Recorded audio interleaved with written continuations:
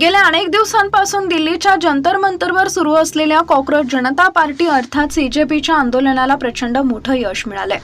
केंद्रीय शिक्षण मंत्री धर्मेंद्र प्रधान यांनी अखेर राजीनामा दिलाय।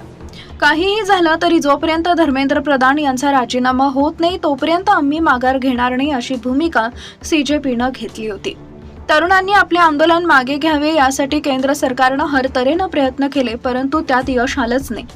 दरम्यान यानंतर दिल्लीत विद्यार्थ्यांनी मोठा जल्लोष केलाय। याचा व्हिडिओही सध्या सोशल मीडियावर व्हायरल होत आहे।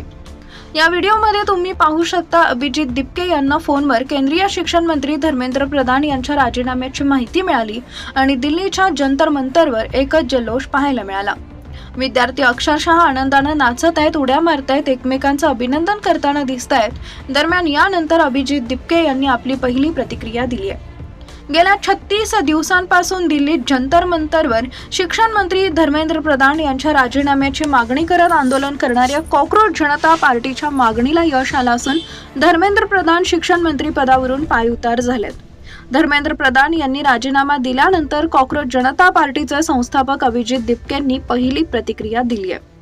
आपण करून दाखवलं असं म्हणत दिपके आणि आंदोलकांनी जंतर मंतरवर जल्लोष केला।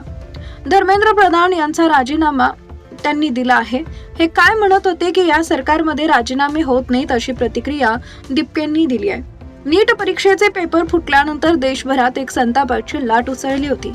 या परीक्षेला 22 लाख विद्यार्थी बसले होते। पेपर फुटल्यामुळे 20हून अधिक विद्यार्थ्यांनी आत्महत्या केली होती। यानंतर उपहासानं स्थापन झालेल्या कॉक्रोच जनता पार्टीनं नीट पेपर फुटीचं प्रकरण हाती घेतले आणि केंद्रीय शिक्षण मंत्र्यांचा राजीनामा मागितला। या मागणीसाठी सोनम वांगचुक यांनी 26 दिवस उपोषण केले, ज्यामुळे केंद्र सरकारवर दबाव वाढत होता। यानंतर अखेर आज धर्मेंद्र प्रधान यांनी राजीनामा दिल्याची घोषणा केली आहे।